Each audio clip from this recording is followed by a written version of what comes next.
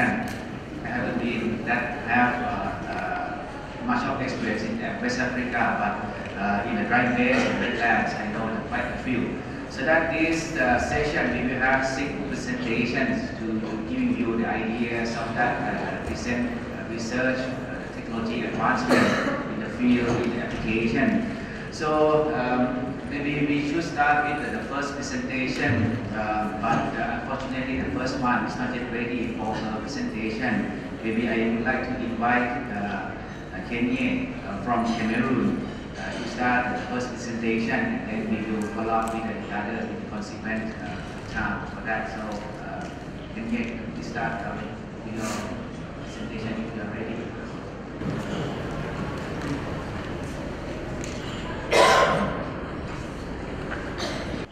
Combining dry beds and vertical flow constructed wetland for fecal sludge dewatering and leachate pollution.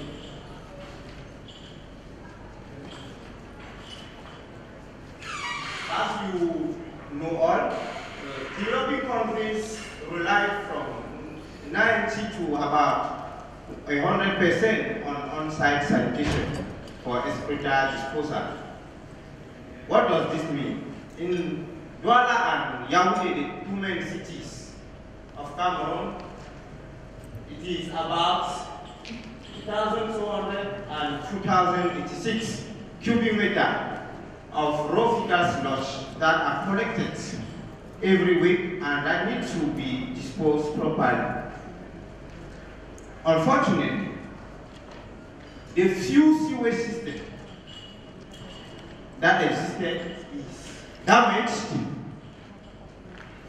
and the treatment plants that existed to treat that is the activated sludge, is no more functioning. They are all abandoned. So fecal sludge are collected and disposed without treatment. Therefore, we assist the direct dumping of fecal sludge with an accumulation in lowlands of this waste, causing land and environment degradation, and of course, leading to health risk when it comes to use wastewater in agriculture and other uses. In West Africa, there are aims to tackle this problem, notably in Ghana, where the chemical sand filters have been tested for fecal sludge dewatering. In Cameroon, we have been testing since 2004 dry beds, especially dry bed planted with Cyperus papyrus and Echinochlora pyramidalis. So we come out with Echinochlora pyramidalis as one of the best plants that could be used for the purpose. And I think Senegal is now taking that at a full scale for the treatment of the sludge. These technologies have shown to be good in spirit, solid, and liquid phase of the sludge, and at the same time are shown to be good in plants production, and it has shown to remove more than 80% of the contaminant contained in the raw fecal sludge. Unfortunately, the leachate that is produced is still not good enough to be discharged or reused. That's why we, in this present work, are testing vertical flow constructed wetlands for the polishing of the leachate obtained from the dry beds. So to do that, we set up a treatment unit plants at the pilot scale, made up of, we have 2 sets of beds. The first set, which is made up of drying beds planted with Echinoclea pyramidalis, and which beds are fed by raw fecal sludge in a charge of 200 kilograms per meter square per year that have been previously tested as one of the best load for the good functioning of drying beds. And from these drying beds, the liquid fraction, which is called the leachate, is collected then applied on the second set of beds. Here have the vertical flow constructed wetlands for the polishing of the quality. And for this polishing, we have been testing 3 hydraulic loads, 50, 100, and 150 millimeter per day, to see how the hydraulic pool affects the performances. And also we looked at the feeding frequencies, since this has been shown to also impact on the performance of vertical flow construction. So for the performance, we just monitored physical, chemical, and bacteriological parameters in the raw fecal sludge, in the leachate, and in the effluent, that is, in the leachate before treatment and the effluent after treatment. Dear participant, we observe that organic matters were effectively removed from the system, where we had about 90%, 92% removal from CO2, chemical oxygen demand, and biochemical oxygen demand. And whatever the hydraulic loads that was tested, we found that there was no significant difference in applying 50, 100, and 150 milliliters per day. The quality of the effluent complied with the requirement of the Cameroonian standards for wastewater discharge. We also found that the system effectively removed nitrogen, but the removal was not that efficient since the concentration for total nitrogen still exceeds both the Cameroonian and the WHO guidelines. But for phosphorus,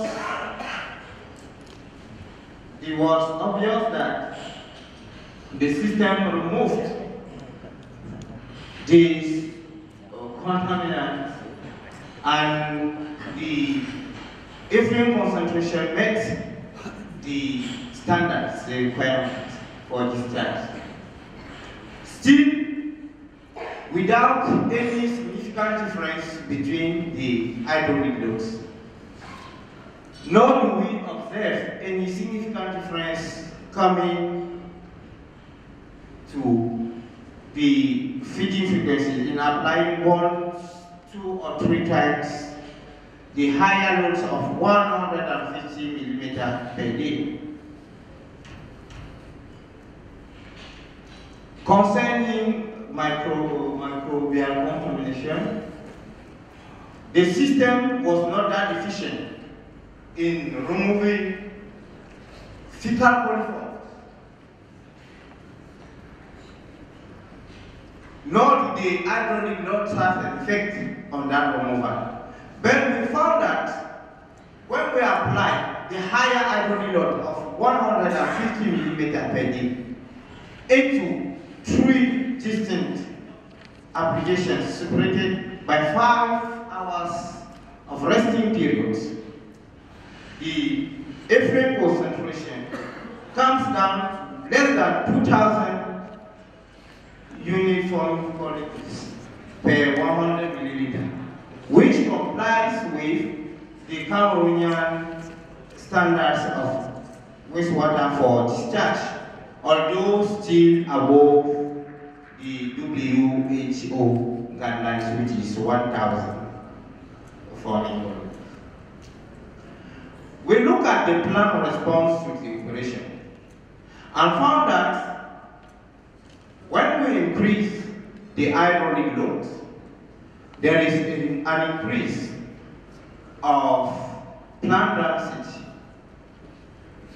This implies that in a case the plant used here is a plant of economic importance, increasing hydraulic loads is good for that production, for plant production. So, dear listeners, what we can see it is that when we combine drying beds to vertical flow constructed wetlands, we have a comprehensive treatment of fecal solution. And working application here should be that we apply for Cameroon, since the fecal sludge characteristics in Cameroon are a bit different from what is obtained elsewhere. So, applying raw fecal sludge at 200 kilograms per meter square per year, followed by an application of the obtained liquid at 150 millimeter per day, applied in 3 times with a 5-hour resting period, enable us to have good quality except for nitrogen. These treatments can generate end products for use like biosolids, high nitrogen effluent quality, as well as plants for foraging. Of course, we said this treatment does not meet the nitrogen requirement, nor the WHO requirement for fecal coliforms.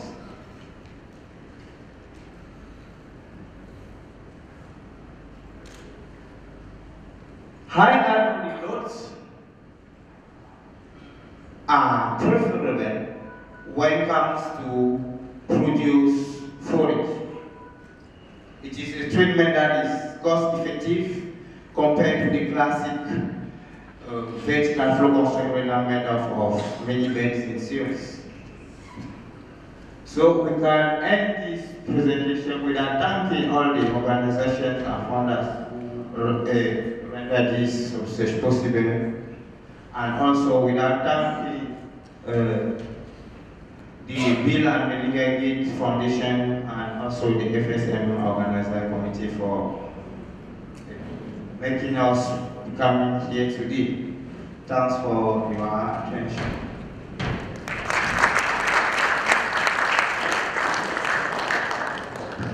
Okay, thank you very much, Kenye. So we have time for a couple of questions. Yes, please.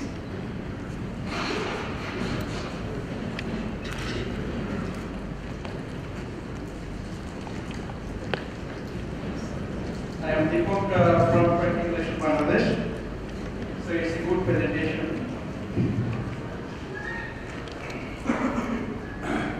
In your presentation, you mentioned that high hydraulic load good for plant production. So can you mention what type of plants you consider? And the next question, you mentioned that this treatment plant is cost effective. So did you do any cost benefit analysis regarding this? Thank you. Okay, thank you for the questions.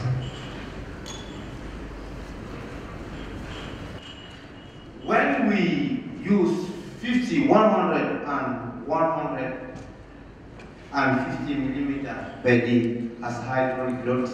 We found there was no difference, significant difference. That means that vertical flow constructed wetlands could function at this high hydraulic. I call it high compared to the 30 to 60 millimeter per day that is commonly used in Europe as the optimal hydraulic loads. And at that hydraulic load, we have a good plant production, meaning that since here we use Echinoclora pyramidalis, which is a forage plant, it means has byproducts. Using that hydraulic load enables us producing more forage, which can sustain the treatment. Now, regarding the cost effectivity, it's true that I've not done the cost analysis of it, but I just went on the basis that a classical vertical flow constructed wetland is made up of many series of beds. But here we are using a single bed. So I'm sure that there is a cost reduction of the system. Okay, maybe the question let's ask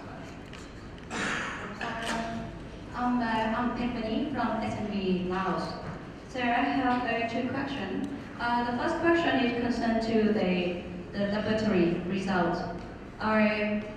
Because in my country, on-site sanitation is quite a lot. It's almost 95% is on-site sanitary.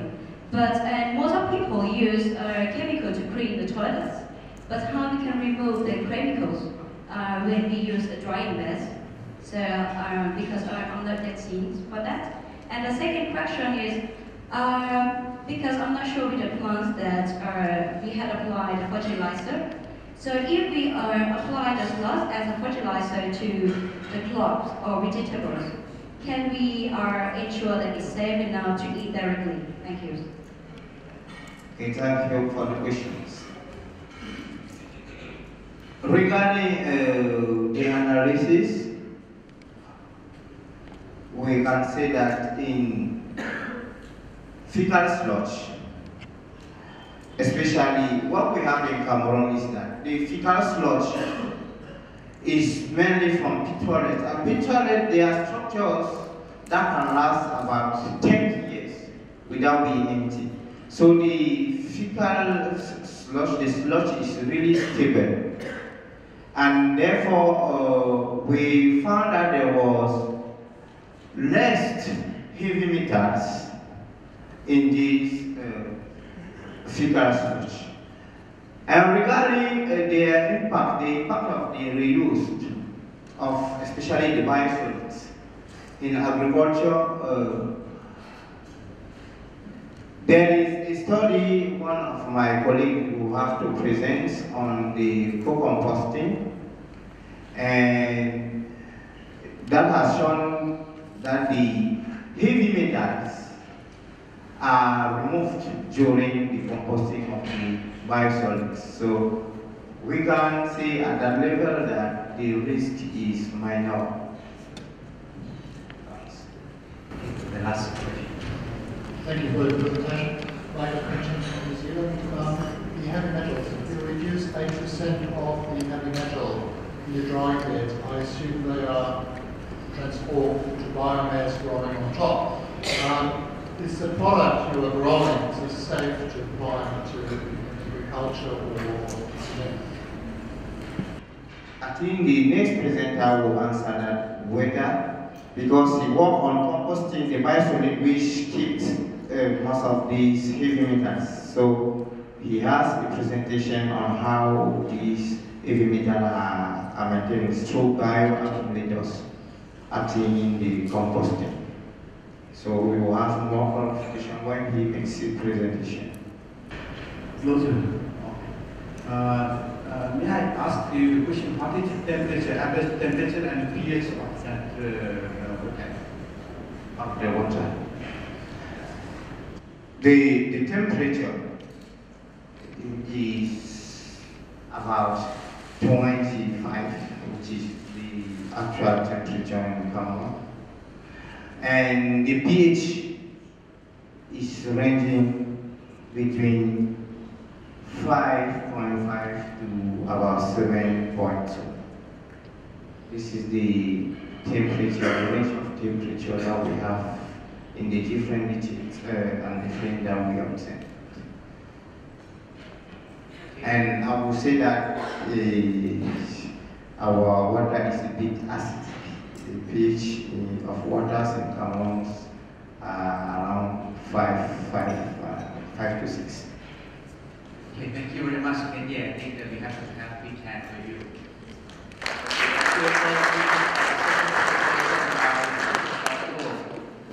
He is from Switzerland, I hope, as he mentioned, but actually he is from West Africa and Senegal.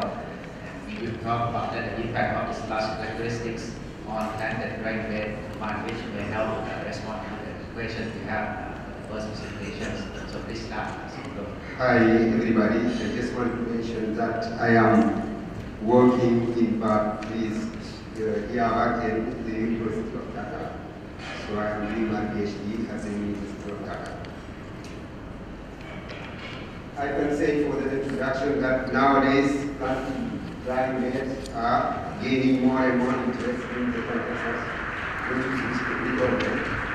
because by this technology we can have water for animals, biosolid for agriculture, and water for irrigation. But in the context of optimizing this technology, we need specific guidelines for each climate zone. And we know in sub-Saharan Africa we have almost 3 climate zones. For that, we need to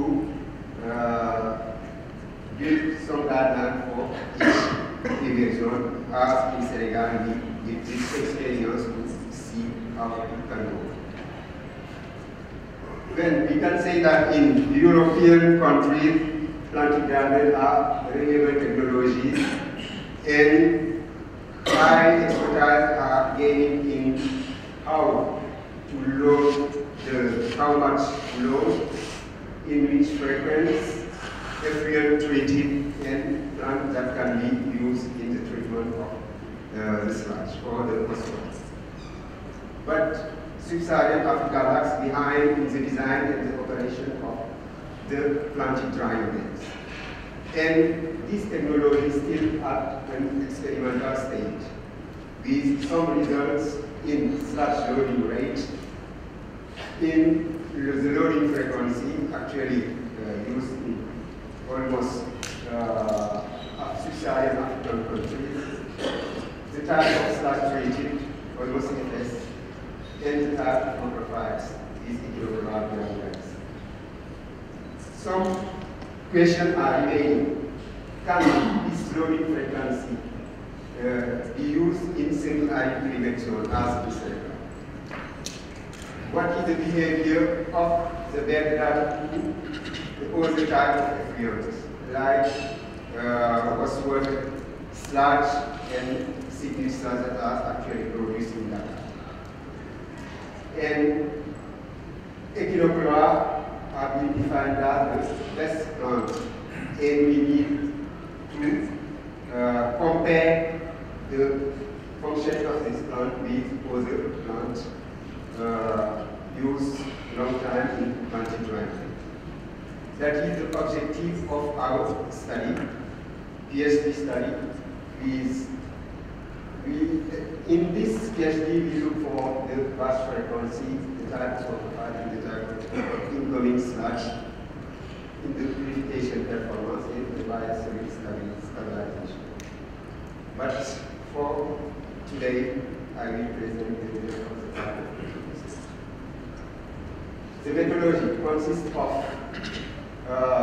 6 steps, and we have the experimental bed consists of 2,200 meter barrels with approximately 90 centimeter and 50 centimeter diameter. This barrel with filtrating layer consists of 10 centimeter of coarse gravel, 10 centimeter of fine gravel, and 15 centimeter of sand. And at the bottom we have the drainage pipe. The second step is the foundation is kilogram ceramic sand, 934 square meter, and at this step we water is applied. The third step is acclimatization phase, and we at the first stage we water is step water until the regrowth of the plant, and after this regrowth we water is metastatic for a month. Then we can see the development of plant. The load increasing is the next step, and here we increase gradually the load from 50 to 150 kg per square meter per year for 2 months. And the next step was the operation at the loading rate. Here we use 2,000 kg per square meter per year, and we load with FS directly emptied from septic tank. FS secret in the secret and septic tank, secret and septic tanks, and wastewater sludge once per week. And the duration is 9 months. And the last phase is the maturation phase without growing for 3 months. Assessment of geothermal capacity, the dryness of administration, right? And the growing. This is 3 parameters. And we monitor the performance of purification, and by this equation we calculate the removal rate. The biosolid are sampled in 5 points with a handover, and the sample are drying at the lab temperature and sieve at 2 millimeter sieve, and we look for physical chemical parameters as well as X and elements. For the result, we can say that comparing the concentration of the sludge used in this, we can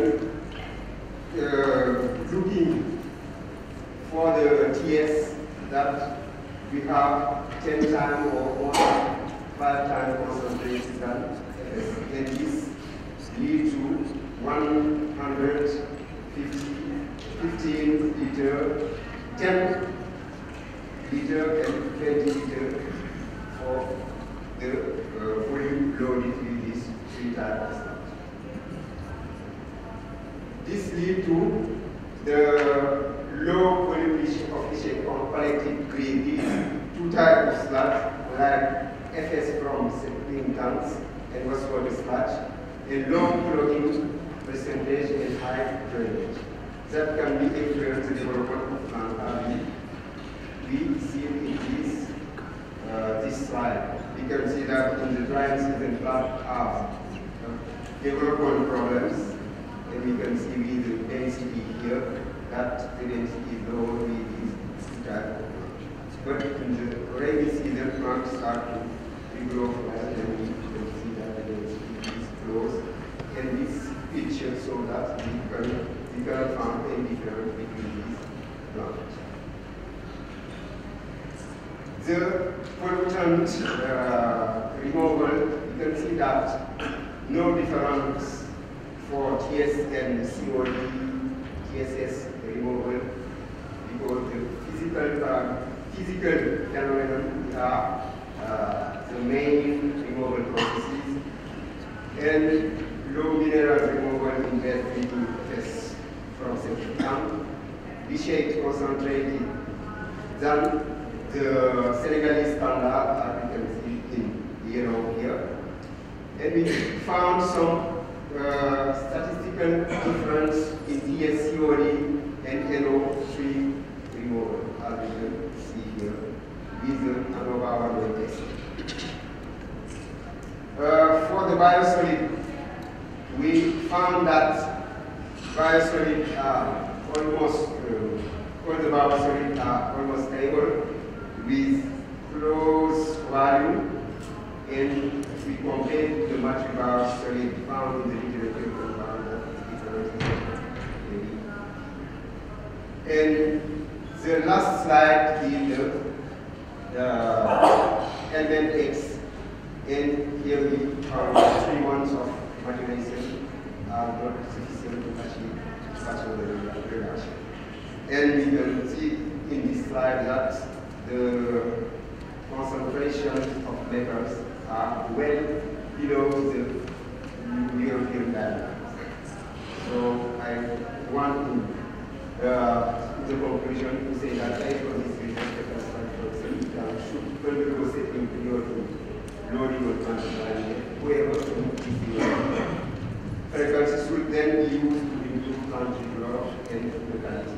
Based on the standard shape should be undergo pollution step beyond research for use in irrigation, plant driver any type of sludge, multi-purpose, geotrim or sludge should undergo annual maturation for irrigation as necessary. But following these 3 months testing could potentially be safe for use for other use than food purpose. Thank you for the attention. I wanted to this resolution.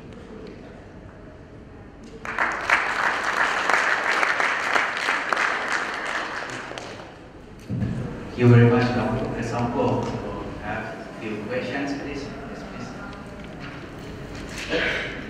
Hi, I'm Asim from India. For both the presentation, what I saw that you both are talking about plant-based sludge drying beds. From the country where I come, space is an issue and it's high cost also. For plant-based drying beds, you have a cycle of around 9 months. Drying cycle of 9 months. But a sludge drying bed will have a 15-day cycle or 20-day cycle. So what will happen if we have a simple sludge drying bed rather than a planted sludge drying bed? What? I don't understand. Hello? No plant. No plant. Actually, this technology is in the Sendak book also. In the bank book and in that. If you have no plant to drive, you have just to work for what shorter cycles, like 1 month or 25 days, depending on the climate zone and the rate of dryness. The dryness can define the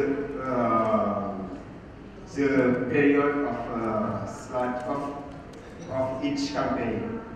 If you are in zone that when you have a higher temperature, you can shorten your campaign. But if you were in Europe as your temperate climate zone, you can the campaign will be longer.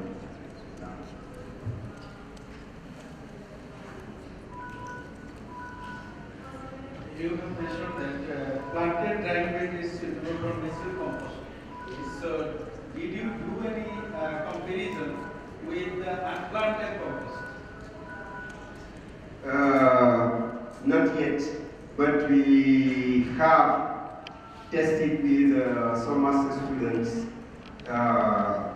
the unplanted compost and the co-compost with co-compost fecal sludge with, yeah, but we have not yet done this experiment. But I have the result of the unplanted drying beds compost, but I haven't made the experience at the same time with the same sludge. So I cannot compare very well because the fecal sludge change very well. It's not stable. It's very variable. So if you want to compare the same fecal sludge, unplanted or planted compost, you have to use the same sludge to have the representative compost. I wanted to know how many plants you use per square meter. Then how do you remove that dry sludge? Then what dryness are you aiming at from that bed? Then lastly, you talked about you recommend settling of the sludge following it onto a drying bed because it causes clogging. The questions. I was asking which percentage of dryness are you aiming at? How many plants are using per square meter? Then you talked about settling, that you should allow it to settle following it onto a drying bed. I was asking, because it was clogging, that's what you said. I was asking, do you then load the spanatum or you load the settled sludge? Then the last question was,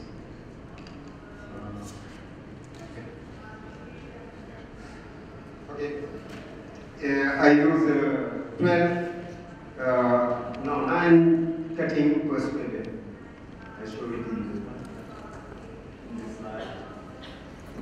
Yeah, 9 plant per square meter. And we remove the sludge at the end of the maturation phase.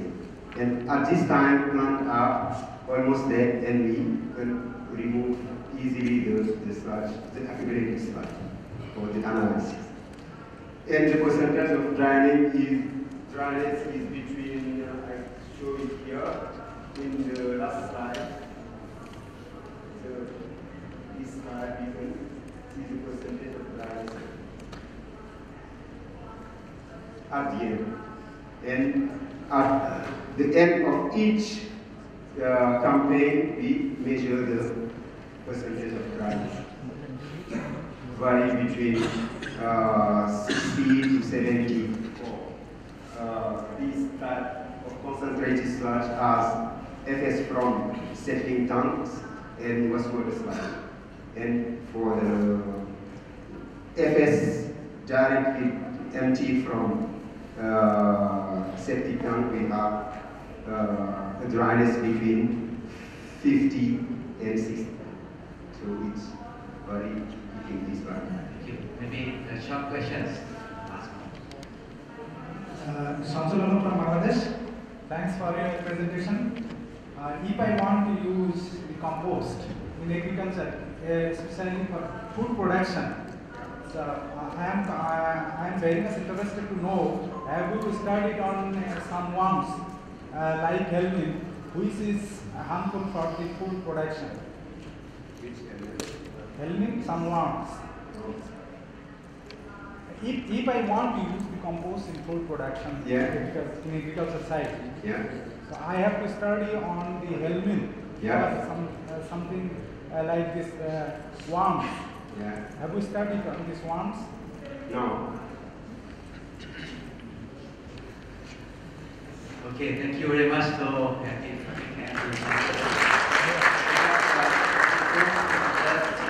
which come from the Senegal that Saidu from the laboratory of wastewater and pre-cost treatment and polarization from Senegal. So he will present part from waste to resource to fuels and forage. Please. Thank you very much, Mr. Sam. I want to present you my student on this topic from waste to resource. So as far as we see second slash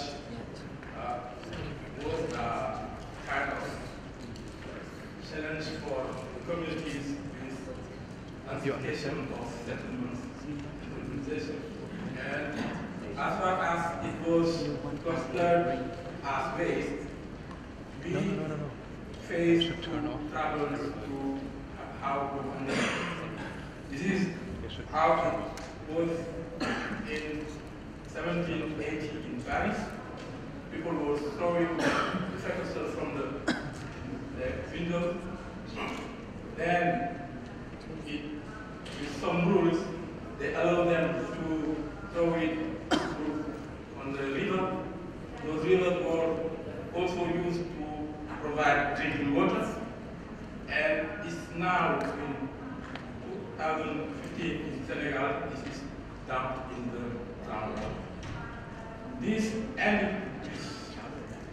effects on environmental conditions and fruits. But when communities began to look to sequesters as resource, they began to handle it fairly properly and then use it like to feed fish as fertilizer. And it was amazing to see, since the 6th century before Jesus, Ezekiel was relating that at that time in some areas, fecal sludge, dried fecal was used to burn or to cook bread. Now we are trying us to prove that fecal sludge is or has calorific value that are comparable to, you are trying to convince ourselves that it is a combustible, valuable combustible. It was used since 60. And then this, when you consider fecal sludge as resource, you can see the impact is environment is cleaner, we enhance farm production, and in the 19th century, in Italy, the use of fecal sludge allowed 4 dairy cows per hectare. And this was the starting point to develop the famous cheese, Italian cheese Parmesan. That's great. Now, just a picture on what is happening in Senegal. Senegal is a country that is a coastal country. We have nice seasides where any problem of sanitation is found. We used to show these pictures to our tourists, but we are also very problematic areas where sanitation is a big issue. We have, meanwhile, many, around 3 or 4 wastewater treatment plants. We have around 3 or so fecal sludge treatment plants. We have here, it's important to raise that we have suitable lands for cultivation, around 3 million acres, and only 2.5 million are cultivated due to lack of water. Lack of water, we are in an arid climate, and we have just only 3 months rain. By that time, we are throwing at about 4 million cubic meters of sludge and fecal sludge and wastewater. Our objective is the context in Dakar, about 70% rely on site sanitation. From that, half of them are using manual emptying due to high cost of mechanical emptying. Our research aim to add value to fecal sludge so that we can impact financially the whole chain and reduce the cost of mechanical emptying, so that all the produce fecal sludge can be traveled to the treatment plants. We saw that we can do it through 2 entry points. First entry point is trying to resist operational cost of fecal sludge plant through separation, improving separation solid liquid, through alternative filter measure, because we are having in those fecal sludge treatment plants drying beds using sand as filter, and the sand is also used for building companies. This is a competition between the fecal structural plant and the building companies. We also think if we improve drying process, we can reduce also operational cost of the fecal structural plant.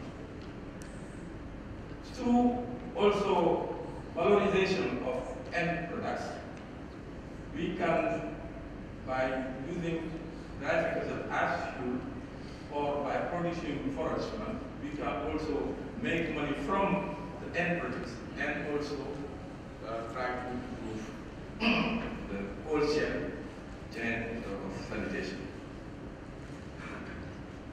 Okay, we use some coagulants to improve separation of solid liquid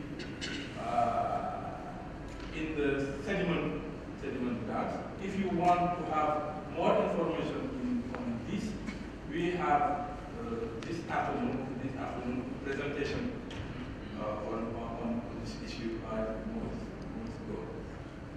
We, as you see, is a real improvement of the separation from the raw fecal when you add coagulants. And we also see that on calculation issues, we have performed more. We tried shell as a filter area. We tried also film and we tried glass. Glass from companies that dealing with glass, we have the waste broken glass. And we also have many mining companies that are that have as waste stream. And as we are in a coastal area, we have a lot of shells. So we are comparing this filter to sand to see how it performs. The results show that this filter measure performs like the same than the sound. I picked this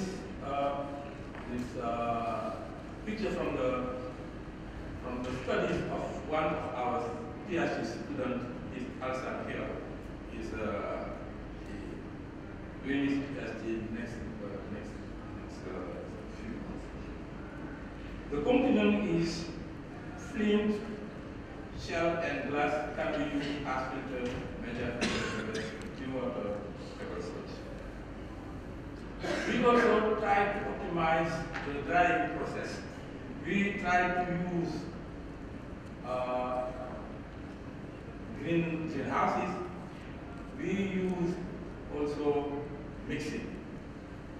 The results show that greenhouses work almost as rain cover, no significant difference, but they literally reduce 20% footprint of drying mills. So that's calorific value of dry fecal sludge comparable to the other solid combustible. This we do some calorific value analysis on dry fecal sludge, and we can see that really very comparable. First plant also, we tried 3 different forest plants, and we applied them plants. We applied them loads of 100 kilograms diameter, 400 feet, and we found that some of them do not like high concentrations, but some was happy with that. If we choose Bascolidium, we found that for the load of 100 kilogram metal, we could feed 16 daily cows of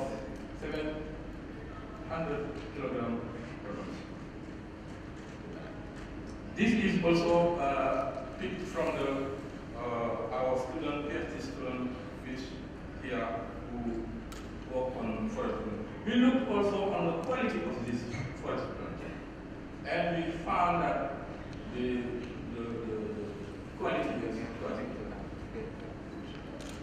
The conclusion here as the use of coagulants contribute to reduce cancer treatment plant. Okay. Alternative major filter like shells, flint, or glass platforms are found. And greenhouses contribute to sequestration drying as the rain cover, but more research is needed in this topic.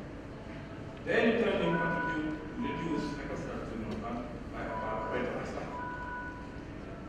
Use of sequestration can contribute actively to or sequestration. Thank you for attention. I want to start funders to allow us to do the research and attend.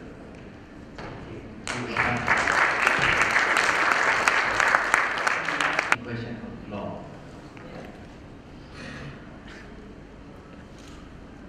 Please. Thank you very much. Josiane Trima from the International Water Management Institute in Ghana. I have a set of questions for you. The first one is you showed how you use the set of coagulants to improve the drying process. So my question is, how much time were you able to save using those coagulants? And is it really beneficial to use them because there is a cost implication when you try to add a chemical or product to the treatment process? So how did you cost your process and what was your finding on that? And then the second question is, you talked of greenhouse covering for your drying beds. I wonder how you did that. What kind of drying, how did you cover it? What kind of design did you use to do that? And then the third question is on your turning. How did you achieve the turning of the drying bed? I just wonder because the layer may not be that high. So I wonder what kind of equipment you use for that. And then my last question is on your forage. The bacteriological quality of your forage. You didn't mention anything on that. Thank you. Okay, thank you for your questions. Yes, for the coagulants, we use lime and boric acid, and also we use chitosan. But this afternoon we will have more deeper information because there is one presentation which is going to focus only on how the coagulants can improve the drying process. But what I can say right now is we found that the separation of solid liquid in the settlement tank is so good that you have a cake that can be, you have less water in the cake. And when you put this cake on the dry bed, it percolates very nicely. And so you can reduce the footprint of the oil. That means you dry your sequesters more quickly. Then you have, if the sequester treatment plant is already designed, you can produce more dry sequesters. But if it's not already designed, you can, based on that findings, you can reduce the footprint of the sequester. Now, for forage qualities, we just pick one parameter, the acid diffusion fever.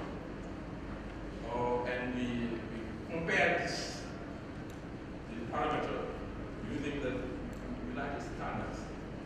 And we found that we will have good quality of forage.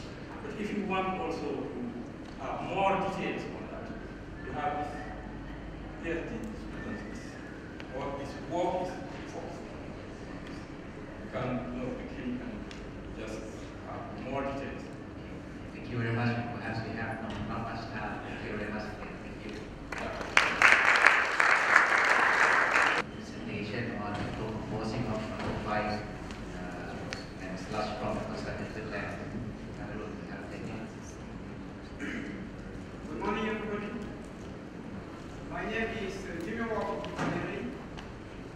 PhD student coming from the University of Yaoundé. My presentation this morning is titled Composting of Sludge and Macrophytes from a Constructed Wetland Treating Domestic Wastewater. Nowadays, in the world, many countries, constructed wetland is known as viable solution compared to conventional system. In Africa, many countries adopt this system to manage their wastewater. In the case of Cameroon, since 2012, the government decided to build constructed wetland mainly in water in which the demand was higher. This is the case of Cité Verte neighborhood, in which a subsurface flow constructed wetland was built to manage wastewater coming from the government residential areas of Cité Verte. Despite the existence of this system and their performance, we have an important quantities of byproduct which is produced by the system. This is a big problem because sludge contains pathogen and heavy metal and cannot be directly used in agriculture or through discharge in environment. Co-composting sludge can be used to improve soil fertility because it contains of nutrients. Nowadays, co-composting is known as viable solution because of its low cost and its advantage to reduce environmental and sanitary risks linked to their discharge or to the reuse in agriculture. For this reason, it could be exploited in wastewater treatment plant of Cité Verte if its operation process is mass-spread. Our main objective was to provide a co-composting protocol that will help the exploiting staff to manage the byproduct collected at wastewater treatment plant of Cité Verte. To achieve this objective, through a repetition of two treatment, each 100 kilograms was randomly set up in experimental design. Some chemical was analyzed in sludge, in macrophyte, and in co-composting, and in co-compost obtained. That element was sedimental, exchangeable cation, minerals. Pathogens was also found using standard protocol. To assess the evolution of the maturation of compost during co-composting, some parameters were followed. We have color, odor, friability, pH and temperature. These different parameters was monthly followed. Some ANOVA test was used to compare results.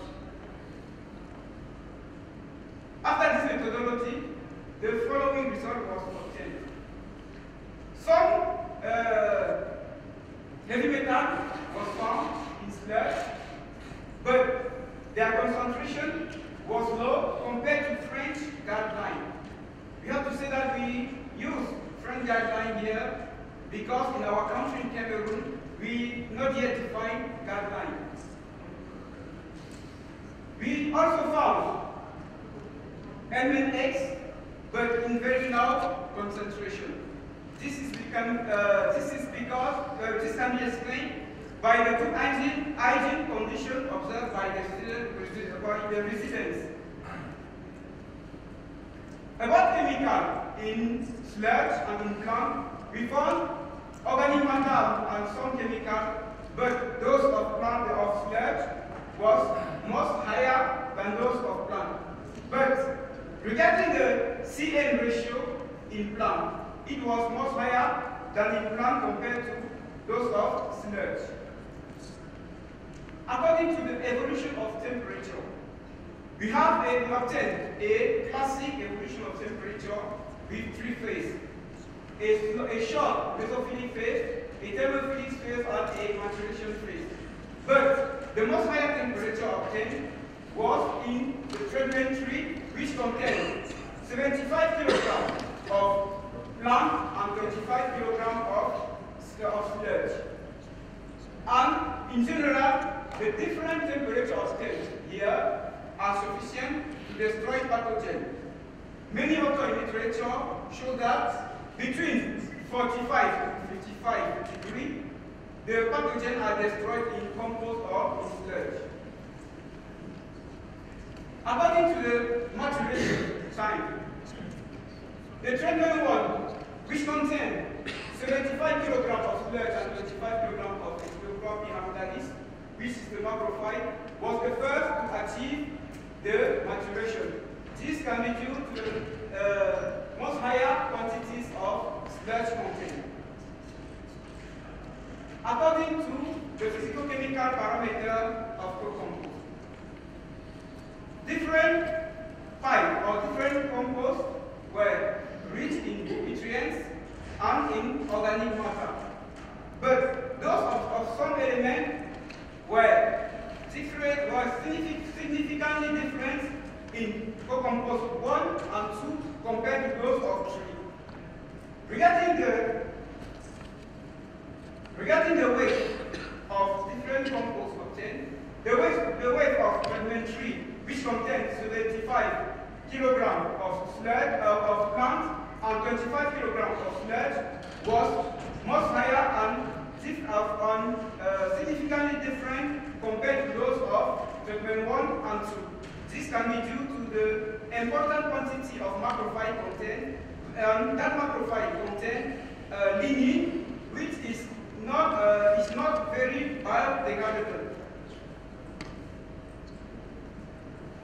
The concentration of heavy metal in compost obtained was very low than those obtained compared to those of sludge at the beginning. But the concentration of chromium at the end was really higher compared to the French Gartman. At the end of this study, we can say that sludge of Steven contains nutrient or organic matter, but cannot be directly used in agriculture because of the presence of heavy metals and pathogens. But the first treatment and the second treatment did not present a significant hygienic risk because heavy metals were present in trace level, and the level of NMNH was in accordance with French guidelines. At the end of the study, we can say that, in general, the treatment 1, which contains 75 kilograms of sludge and 25 kilograms of plant, was the best treatment because of its richness of essential elements and the short time of co-composting. Please permit me to thank this structure which supports us to achieve this work. We also thank Bill and Melinda Gates, which gave us the opportunity to be here today. Thank you for your kind attention.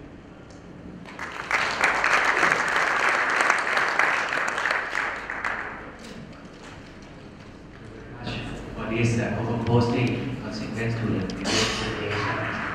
The burning question, I just have only one question that would be possible for this.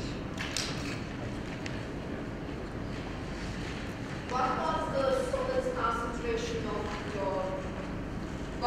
solid concentration of your sludge before composting? The solid concentration was 70%.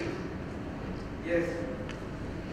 Have you maybe considered keeping it for a longer time, like the initial treatment, constructive wetland, just increase the treatment times, and then end up with a drier cake? And now what would be the effect of that on the pathogens? And then if there would be a need for composting at all? is really critical. Okay, so the question is, this is very nice research and it does make a lot of sense. And one of the reasons that you want to co-compost sludge and plants is because of the pathogen content. Okay? And the pathogen content is directly related to the derived soil sludge. So instead of 70%, let's say if you started with 85% or higher, the previous presentations had 90+% solid concentration in their sludge, and there wasn't significant pathogen. So the question is, if you start with a higher dryness, what would be the effect of that, impact of that on the pathogen content? If you consider that, and if you did not, it's okay. Okay, we did not consider it first because in this study we use sludge coming from a wastewater treatment plant system. And wastewater here and sludge in this study was collected from pre-treatment at septic tank.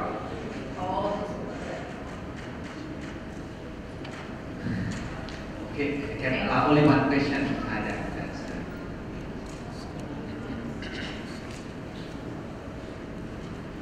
In your presentation, you indicated that one of the trace metals, I think was chromium, increase in concentration after cold digestion. What could have caused that? Please excuse me. For chromium concentration, yes, the concentration was not increased. No. Yeah, you showed one of them that was that increased after cold digestion. No, it decreased, but the concentration was much higher compared to French guideline. This is sludge, and this is the co-composting. It decreased. It decreased, but it's not yet up to the standard yet. Yes. That's what we would like to share. So maybe we can discuss about that later and the next of the class. Thank you very much.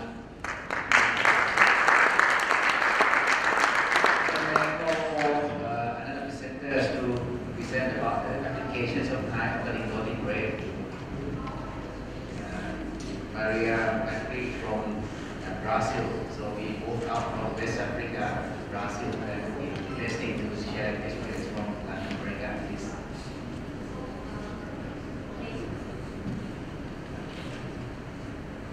So I'm gonna try to be brief. I guess everybody's kind of hungry already.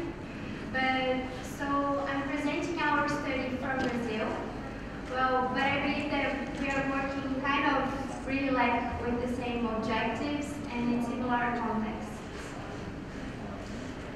So I'm going to present about some trials that we did with application of higher organic loading rates in sludge treatment methods. So just for you to introduce you to our context, today in Brazil we are 109 million people, and from that amount we are 134 million people with no access to adequate sanitation. So everybody talks that, and that's right, that Brazil is like increasing and getting much better in economy and all that, but infrastructure actually it's not following this. Everything that it's happening in economy and all that. So we still have like really bad sanitation conditions in the whole country. And we do have a lot of on-site sanitation in rural and in urban areas. And I think that septic tanks they are our first, the most used sanitation system in Brazil.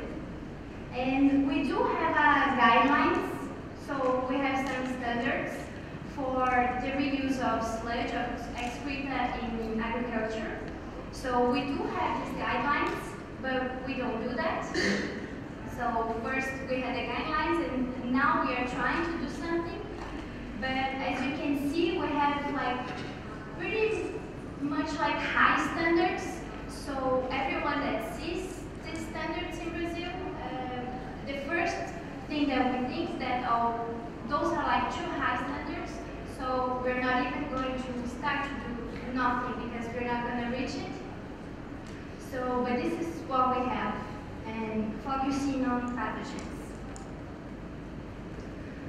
So, as the previous presenters said, there's no like standard project criteria for sludge treatment wetlands. So this is one thing that we are looking for. And sludge treatment wetlands are not used in Brazil at all.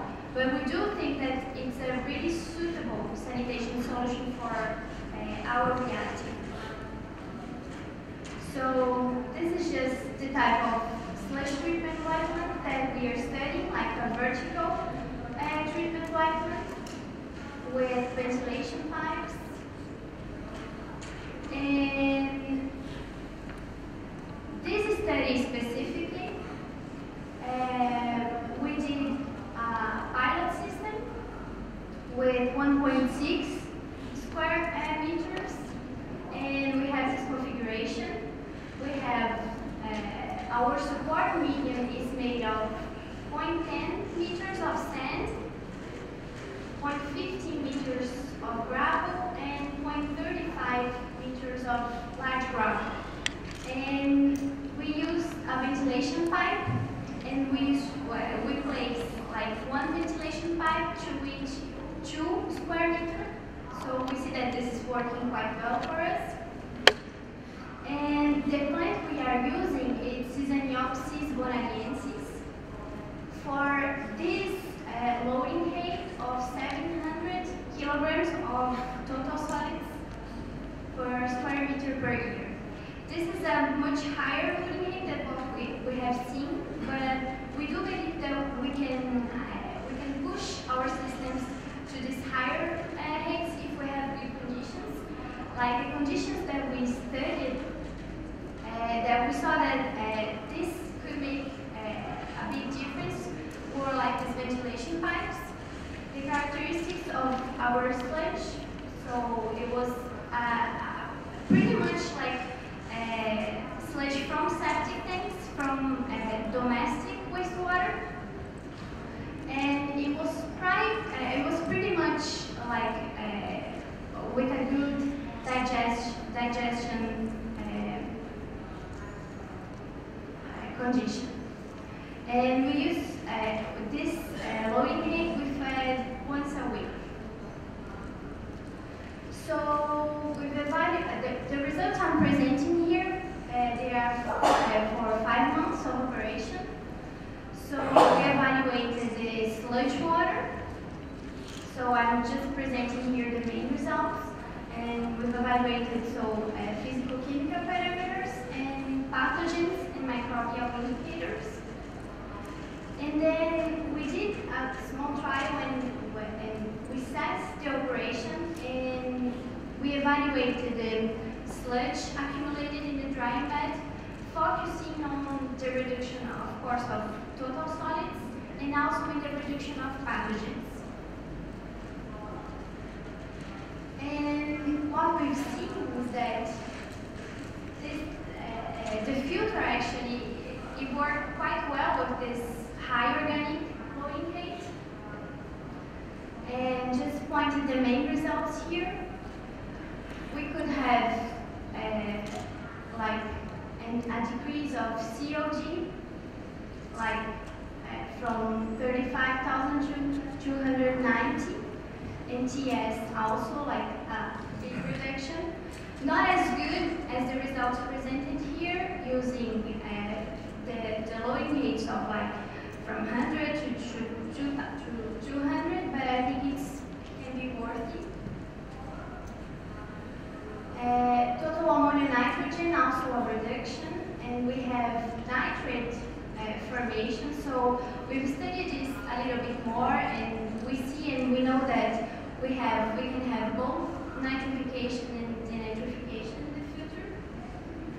We also have a good reduction of phosphorus in the orthophosphate type.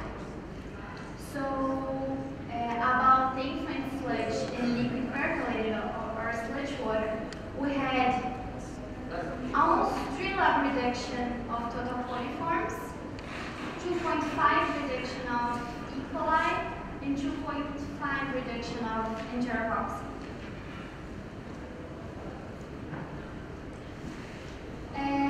Still about this operation phase, the air temperature during the period that we evaluated, we had between 23 and 37 degrees Celsius. So we believe that we need to have at least this temperature so the process can really work with this high organic flowing rate.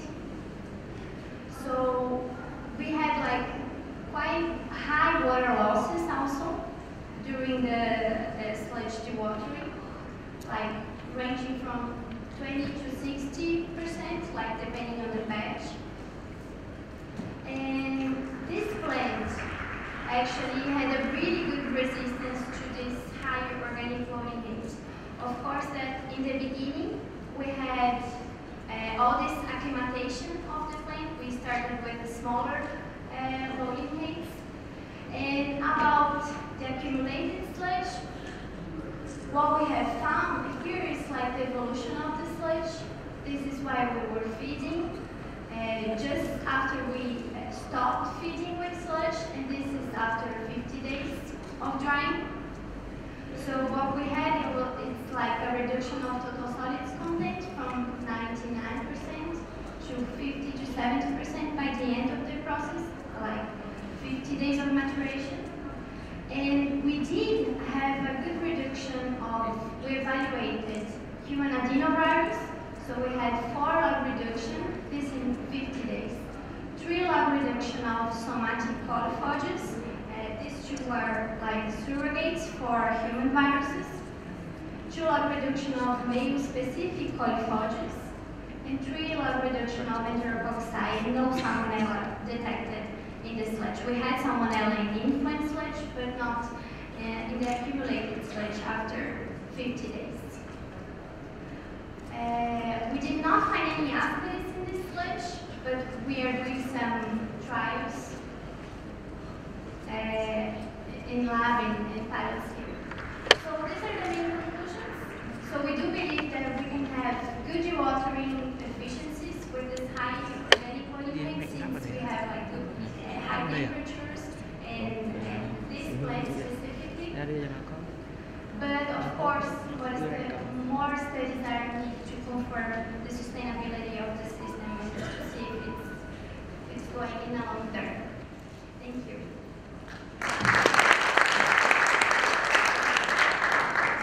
Thank you very much that we have learned from the Brazilian experience. That's one question.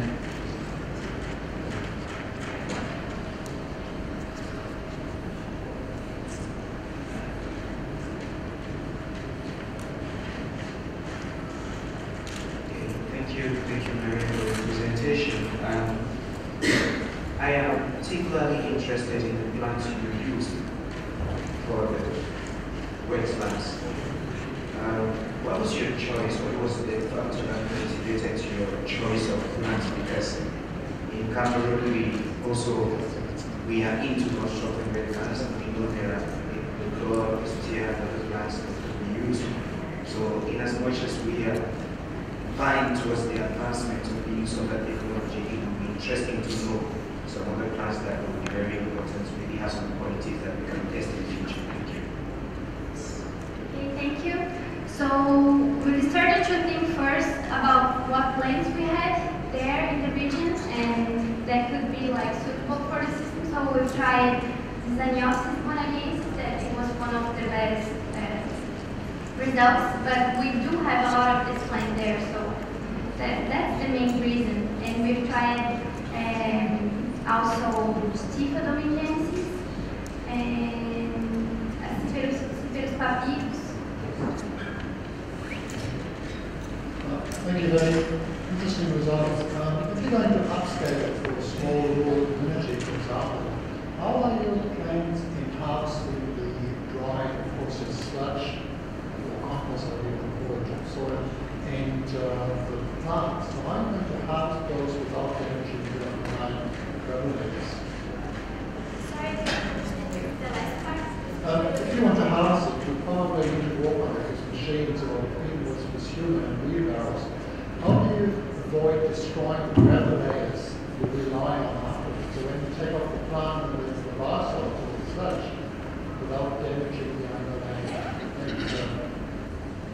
Well, I know that our system is quite new. The oldest that we have it for 3 years, but I know that there are some plants in operation that have like 10, 20 years. So actually, I think you have two choices. You can operate the systems for quite a long time. So if you have 20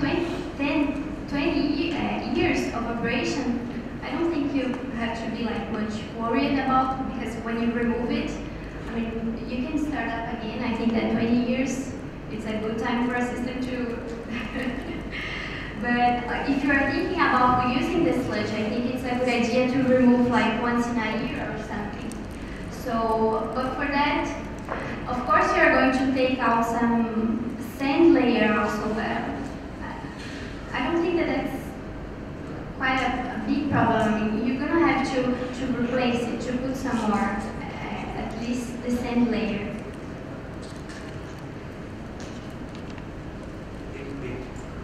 I think we have no time for further questions, but we have a panel. We have had presented already, but there are some technical problems. So they call Marie to present your represent from technology to action, please. Thank you. Presenting wastewater and fecal sludge management from technology to action. Case studies of Cameroon, Senegal, Ghana, and Ivory Coast. Cameroon, like other developing countries, face different problems, such as high production of wastewater and fecal sludge, which are always discharged on the natural water body and open land, creating the open regional. These three pictures show the reality of Cameroon. However, various approaches exist, such as centralized approach, which are characterized by high cost to build, operate, and maintain. And developing countries always lack both the funding and technical expertise. The centralized approach, shown here by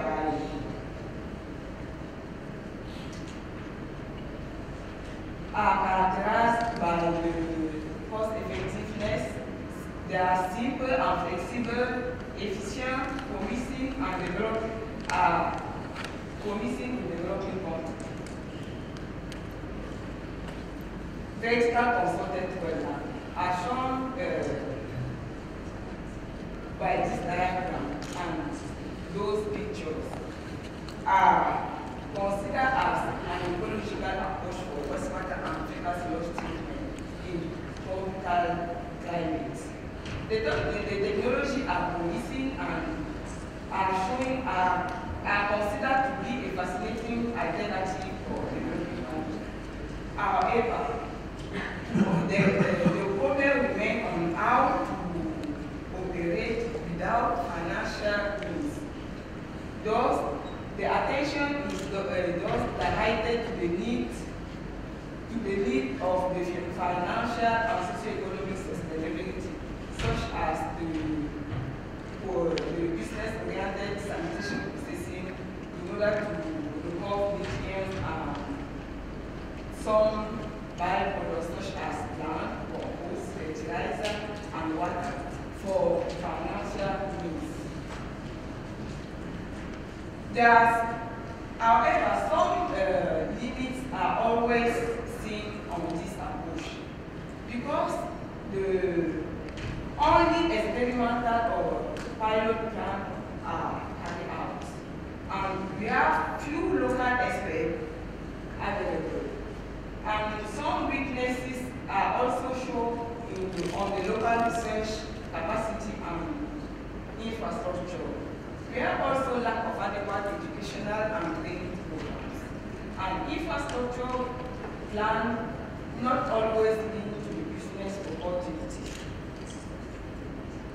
The challenge also rely on the cultural barrier, such as political belief, lack of the knowledge on economic law, management and rules, the absence of regulation and legal framework, the absence of ethics, and also on how to capitalize on some sustainable aspects, such as you can see in Ghana, Dakar, Douala, and this study will be carried out, will be built on to answer on a specific question, so that what is the real need of added value of consulted wetland? How to fill in the gap between treatment option and institutional issues? What are the main favor points to build these innovative models? And how to increase their replicability and impacts? How are the weaknesses of such models? What type of training do the agent need? And what are the factors influencing the network formation? So our research aims to evaluate the effectiveness and sustainability of the option of wastewater Africa's sludge treatment in Cameroon, Senegal, Ghana, and Ivory Coast. Specifically, we will be evaluating operational and technical aspects. Second, assessing the viability and sustainability of the system. Third, understanding and characterizing the relevant business models. And last, to raise awareness and knowledge. Regarding the methods, for the first specific objectives that consist of evaluating the operational and technical aspects, the study will carry out through scientific investigation. Regarding the assessment of the viability and sustainability, the study will be carried out through ecological, environmental, and socio-economic analysis and post-disciplinary study. For the understanding and characterization of the business model, will be analyzed and integrate quantitative and qualitative data. To raise awareness and knowledge, this part will be built based on the building and training and strengthening of the capacity of the professional staff, maybe of the municipality or local population. And at the end, to evaluate the ecological socio-economic aspect. Studies will be carried out on in these aspects. At the end of our study, we are expecting to know the business model of such sanitation system, to know the impact of sanitation tools on the enhancement of food security and business opportunity. We will also know the ethical aspects on byproduct users, the economic, financial, institutional, and customer analysis. Also, we will build and we know the building and functioning lines with the limitation and opportunities. The socio-economic and environmental and health issues of the resource recovery of such treatment will also rise. The value chain of the production and packaging canal for byproducts will be also known, and the applicability scale of such enterprise will be also known, and scientific publication writing and published in the peer-reviewed journal.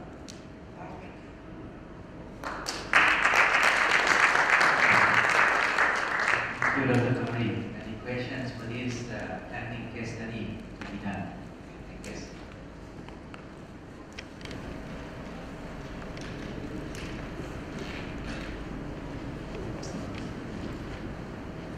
Okay. No burning questions so far, just understanding, perhaps because we are so hungry. Thank you very much, Mr. Barry. So may I call for the presenters to come to the panel again, and then we will have a short discussion, panel discussion. Please come here.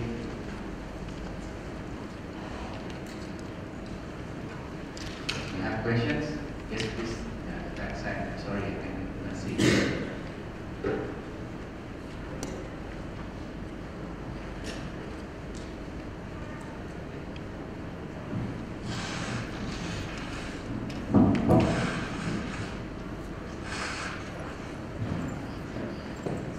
Yes, please. Thank you very much to all the presenters. My name is Mr. Kofi and I work for the International Water Management Institute. I want to comment them because most of them are graduate students, PhD students, so it shows that many people are very much interested in water management. The one thing I found missing in all the presentation, in most of the presentation, is the aspect of the scalability of the innovation, of the technology that I've described. I wonder if anyone of them can speak to that. And if you cannot speak to that, I think you should think about it critically. That we're looking for scalable solutions to FSM. So we need to be thinking about the feasibility of any innovation that we try to investigate. Is it feasible in that context where you're investigating it? How feasible? What are the challenges that will be encountered? I mean, you need to address something like that in your, whether in your dissertation or whatever. But if anyone can speak to that, I'm interested in hearing it. Thank you. Thank you. Very good question. I would like you to answer on this. At scale. Right. Well, thank you, Kofi. Just want to mention that we tested the scalability of planted dry bed at Dakar, and in 2009 with master thesis, Francine she is in this room, but we have some questions that are not yet solved, so that we go to the experimental stage to solve this question before going again to the large scale, yes. But I agree with you that this point are remaining in the study. Thank you. Okay, please, the last one. Especially this will start first, and then we move the... Considering that farmers are potentially the end user of your compost or product, but farmers are also very good at dealing with organic matter. They are composting, vermicomposting, and doing all sorts of innovative technology, and they are very hands-on. They are focused on a high-quality product because they want to use it on their end. Are you considering to working with farmers as a processor, so advising them how to do it and supervising health issues and environmental issues, that let them do the job? I have a long experience on working with farmers, and the point is use example composting is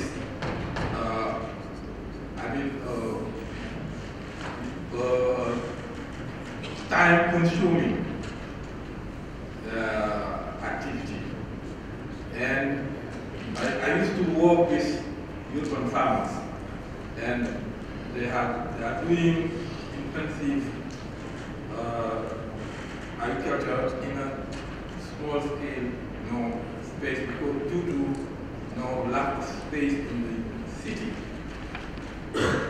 And we train them a lot of time to do composting themselves, but we did not achieve this because it takes time. They don't have time to irrigate. Yeah.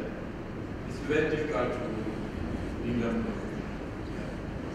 Okay, some questions there. Yes, there are good presentations about vertical wetlands and horizontal wetlands. I would like to know the efficiency of each unit. If I'm constrained by space, do you permit me to use the two, or if I'm to use one, which one would I rather?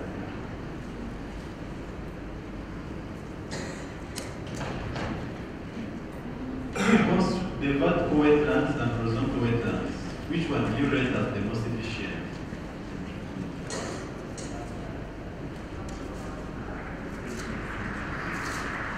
I think the results from the two types of experimentations have shown that planted dry beds in terms of effluent quality are better than non-planted ones. So this is from different investigation that has been carried out. Okay, please, the mic. Where's the mic? Okay, can you move the mic to...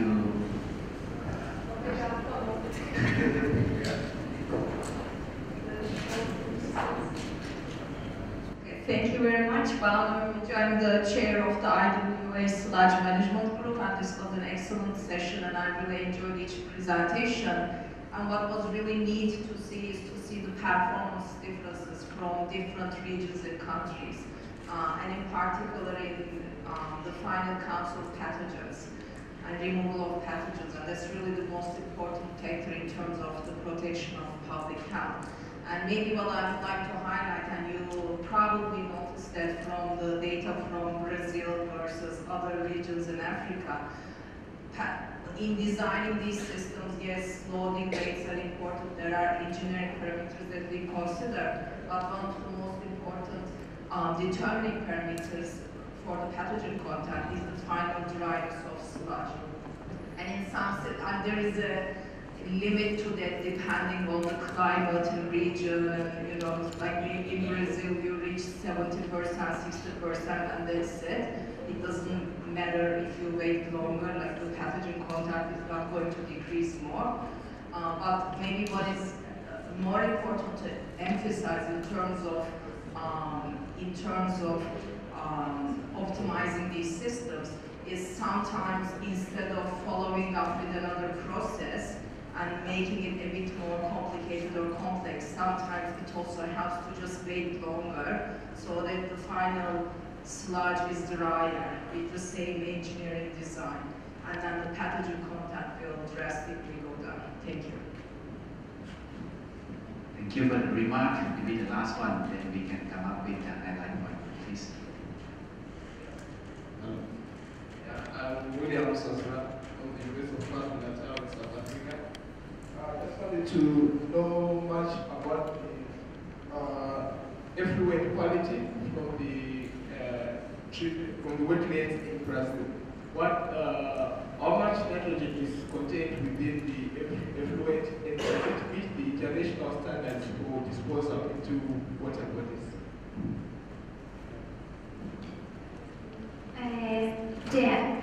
The effluent, we had about 10 milligrams per liter of nitrogen, like total ammonium nitrogen, and 10 to 11 nitrate. This is what we got in the sludge water. And we have like pretty strict standards for discharging water bodies in Brazil, but for nitrogen, it's above the standard. Like we have 20 milligrams per liter of nitrogen. That's what we can discharge in water bodies. and it's 10 milligrams per liter of nitrate. Thank you very much. I think that we have enough presentation and question and answer. I understood that we discussed nicely that one of the suggestions is that at scale application, what should we do with that? And the second one is that about the pathogenic contamination in the sludge in the effluent, what we should do next. I think I can conclude by 2 highlights. But the other lesson learned from this session, I would like to request any of you would like to address to the session here that what are the key lessons learned or the way forwards that we should do in relation to the planted dry waste or the constructed wetlands that we should do. Another one. Yes, please. I want to share on the presentation of Guy Patel. It was a nice presentation. All presentations are good, but my lesson learned is that it makes good sense and it's a good research regarding the co-composting. Different. We know that if factory research give the really understood the factory resources, and for the business because from less amount of compost we have, but from the co-composting we can create a lot from organic. So that's a good indication of business management. But there is some confusion to me regarding the co-composting also depends on type of organism. So there needs to further research. Okay, thank you very much. I think another contribution to the lesson learned here, that would be very nice. I'd just like to share with you my experience that actually AIT is the one that we were the very first to do this kind of research. I'm also very happy that many of the schematic diagrams that show in the presentation I used 10 years ago and then they still use that, and that would be nice. But not so lucky for me that I haven't heard the field scale application as my sister Funke has been mentioned that there should be at scale right now. So maybe the very last contribution from that gentleman. And the microphone there. Well, I can just talk really loud. Perhaps you can forward the mic.